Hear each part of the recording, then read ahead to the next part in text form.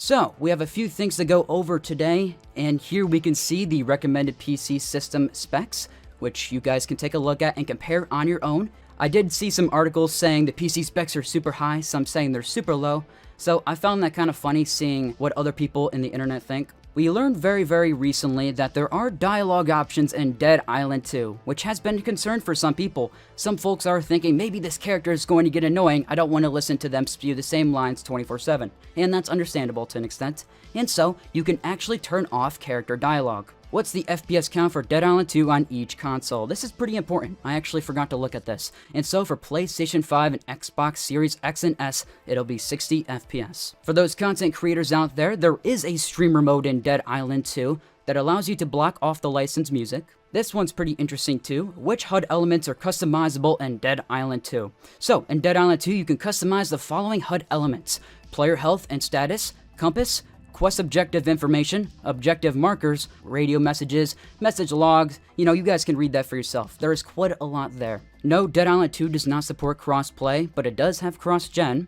There will be multiplayer, of course, up to 3 players. Is there key and mouse support on consoles? No, there will not be, at launch at least. So this is pretty interesting. Thank you to Fury Rust for finding this out and asking questions. It's good to ask questions sometimes.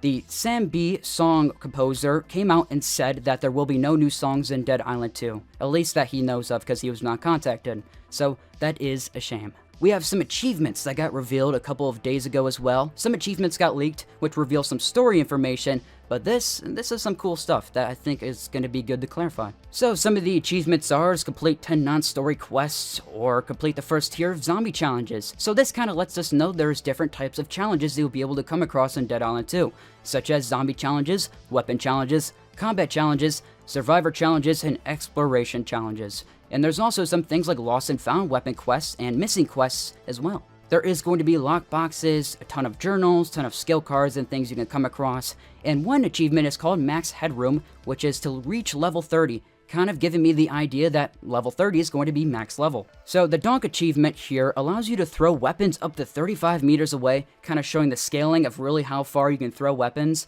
So, character packs are coming to Dead Island 2, and they're probably going to be one of the main sources of DLC and monetization type of content. You can see Jacob here in his Silver Star Jacob outfit, looking all stylish. So this outfit is called the Rodeo Sunset. The thing about these outfits is these character packs are, the 2 of them at least, are coming in the Gold Edition of Dead Island 2, the Gold and Deluxe Edition I believe, and are actually only for 1 character each. But all the weapons can be used for everybody, just the outfits can't. So the weapons here are called the Devil's Horseshoes, which can be used for everybody. And thank you, Kanahuko, for sending this to me. Without him, I wouldn't have these images in HD, so thank you for him. The second character pack coming in the Gold and Deluxe Editions is this for Amy, the Cyber Slayer character pack, which is pretty cool. I like it. The skin here is called the Netrunner skin for Amy, and the weapons here are called the Casimir and Julian, which are twin blade weapons. So they may make you think, are we going to be able to dual wield? And not all weapons are going to be able to be dual wield in Dead Island 2, but some are,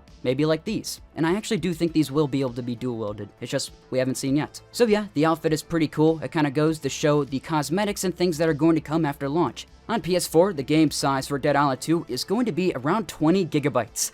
And that sounds kind of low, as the PS5 version is going to be around 50 gigabytes, 48 to be more exact. And so this may make many wonder, why is it such a big difference? Why 30 gigabyte difference? And that's because the next gen versions of the game really just have that good of textures that I feel like they just need to patch it in. And so they do. And so it's 30 gigabytes extra.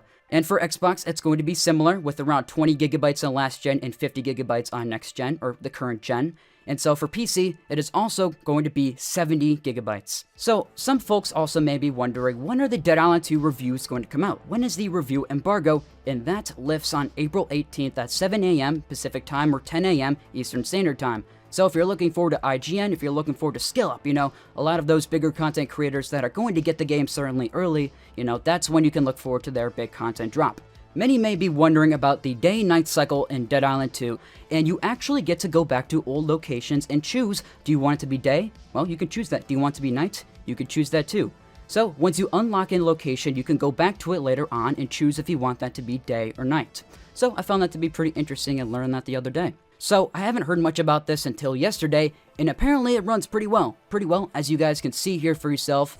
Just gonna play this real quick. It's a cutscene we've already seen before in IGN, so don't worry about spoilers unless you just haven't seen that cutscene yet. But it fluctuates from around 45 FPS to 60 FPS in this gameplay scene, so that kind of puts into perspective how the game is going to run on a Steam Deck, which, you know, is kind of a more lower tier system compared to the next gen systems we have now, so it is pretty cool for what it is.